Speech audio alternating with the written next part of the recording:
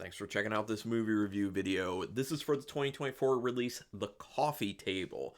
Now, this one, I'm going to tell you, I overall enjoyed it. And I'd seen some positive reviews online about it. Overall enjoyed it, but I do have some big issues with the film. Obviously, I'll go over those things, but it is no spoiler.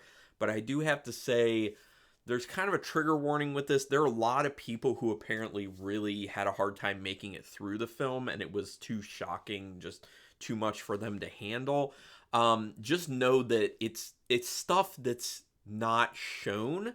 It's implied, but the way they do it has a lot of impact, and it's uncomfortable. It's definitely uncomfortable, and that's one of the great things I think they actually were able to do with it. But trigger warning is children, specifically babies, in dangerous situations, basically. I'll leave it at that. The film is directed by Caye Casas, who did Killing God, Asylum, Twisted Horror, and Fantasy Tales, those two, which I have not seen. Written by Casas as well as Cristina Borobia. This is a Spanish film, so it is subtitled. So just so people know, if you're not big in the subtitles, this is a subtitled film. I was able to rent this through Fandango at home digitally for $4.23 with tax. So the fact that I watched it and I overall liked it for $4.23, well worth it. So quick synopsis, it's basically, I don't want to go too far into it, but it's basically about a couple who are on the older end who finally have been able to have a child together. And it seems like the guy is kind of waffling on whether he's happy with that situation or not. The woman is clearly very happy about it, but it starts with them arguing about this coffee table, the coffee table, and whether or not they should get it. And this coffee table ends up becoming very important to the film, obviously, because it's in the title, but I don't want to tell you why.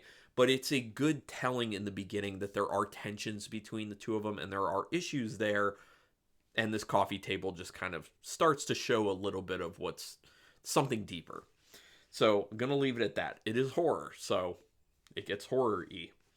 The first scene is pretty funny, in my opinion. That's one of the interesting things I thought they were able to do with this script is they keep it really intense and messed up at times, but they also have some good comedic moments put in there. And the very opening scene where they're kind of arguing over this table, and the woman is kind of arguing with the salesman about this table. That's a lot of pretty funny stuff. I chuckled a few times when I was watching it because they did a really good job with some good kind of like quick, witty, like back and forth with the characters. All three of the characters involved actually in the beginning. And yeah, it made me feel like, okay, is this going to be more of like a lighthearted thing? Like a horror comedy-ish. It has been described as dark comedy, although a lot of people who have seen it are just like, what's the comedy? I mean, there is comedy in it, but the thing is this. There's something that ends up happening that kind of overshadows a lot of that later on, and then it just does feel like they kind of just throw those comedy aspects just right out the window. They're just kind of like, we're done with this now. You got your comedy, and now you're getting something else. The score is very playful, at least in the beginning of the film. It does transition as it goes further into the film, but I love the playful nature in the very beginning of the score, and it kept things kind of feeling very light and fun, but things don't stay that way, and accordingly, the score ends up changing with the events. There's an early scene where you can really feel a character's discomfort with a situation.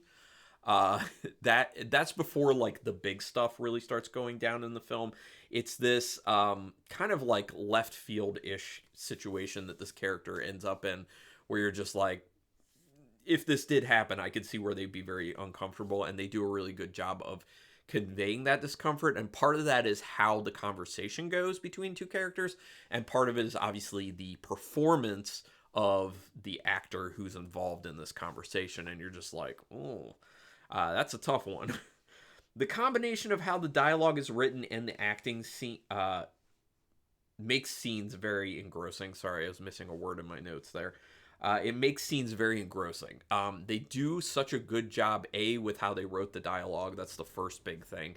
It flows very well. It's very kind of like quick and realistic and witty at times. There's a lot of good, kind of back and forth that ends up going on, but it also gets to the core of kind of who these characters are as well. And like I said, the acting is really well handled in this film, and I think that combination of teaming up well written dialogue with really good performances really sells the interactions, it sells the characters, it sells the relationships and the situations that they end up having come up. There is something pretty intense that happens pretty early on in the film. They do not take a long time to actually get to the core of what's going on with this. It's not shown, but it is handled in a very impactful way. Again, like I said, there are people who are saying this, they couldn't handle it. It's too much for them. I get that. But again, it's not like one of these unflinching films where it's showing you something super terrible. You know the super terrible thing, and they do a great job of showing, stuff around it to let you know what happened. But also, they don't show it straight on. They never do. But it's still feels intense. It still feels messed up, disturbing. Yeah, all of that stuff. So I understand where it was hard for people, but you're not specifically seeing stuff. I think if they had taken it to that extra step, I think there would have been a lot more people saying, just screw this film. I don't want to have anything to do with it. But there are already some people doing that right now. So, not me. Pretty much everyone who watches this won't believe the decisions a certain character in the film makes. That's one of my biggest issues with this. Decisions that a key character in this film ends up making all throughout the film do not make sense. I don't think at any point this character makes decisions that make any sense, and that's just hard for the audience to buy into.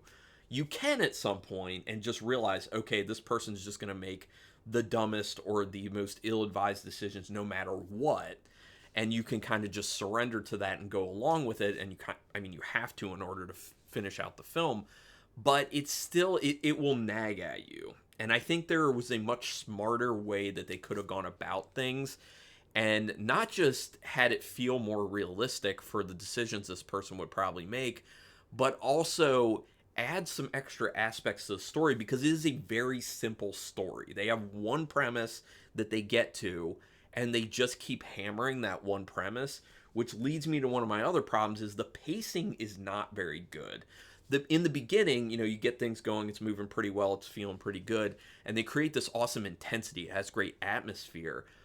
But then the problem is they just get stuck. It seems like they've kind of run out of ways to keep this story going. They needed to add more aspects into it. And then that's why I'm saying I think the character being a little more realistic in what they did would have added more interesting aspects to the film, and they really did need that for this. The film did do a good job of making me kind of feel on edge for a good portion of it. Part of that being the score, part of it being the performances, the actual material, the situations that are being created. One main situation. But the problem is, like I was saying with the pacing, you get to a point where it's a certain situation that you're feeling on edge about, and it doesn't change. Like nothing progresses, and they hope to just hold you in that feeling with that same situation as the time goes on, but the story's not really developing at all.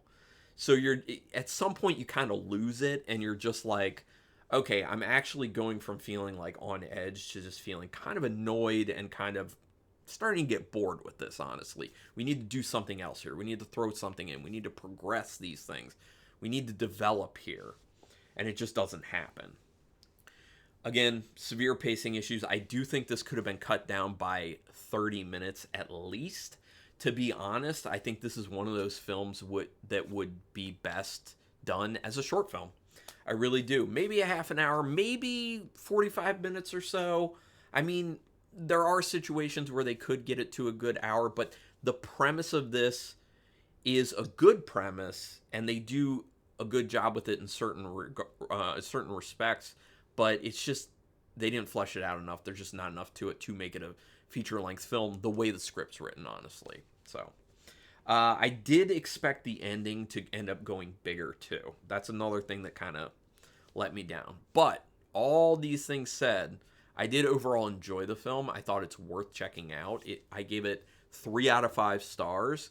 That's kind of the best I could do. At one point, I was like, I think I'm going to give this a 3.5, and then the pacing issues really started to happen, and I was like, okay, yeah, it's definitely got to go down to a 3. I considered going down to a 2.5 at one point, but I thought the ending was decent enough to kind of bump it back to the 3. But they could have gone a lot bigger on the ending, and they could have. They should have. You know, there's a lot of coulda, shoulda with this, but it's still a solid enough film in my opinion. So that's my opinion. 3 stars for The Coffee Table. Let me know if you've seen it, and if you have, go ahead and put it in the comments. We can talk, and we can talk spoilers in the comments. That's totally fine. Also, hit the subscribe button to my channel if you haven't already. I appreciate that. That's the best way. The best way for you to repay me for all the free content. Thumbs up on all my videos is awesome. If you can help me out with that, helps with that YouTube algorithm. And hitting the notification bell button, because then you'll know when I'm putting up new videos, which I'm doing at least a small one every single day. So anyway, thanks everyone for taking your time to watch this, and until next time, keep it brutal.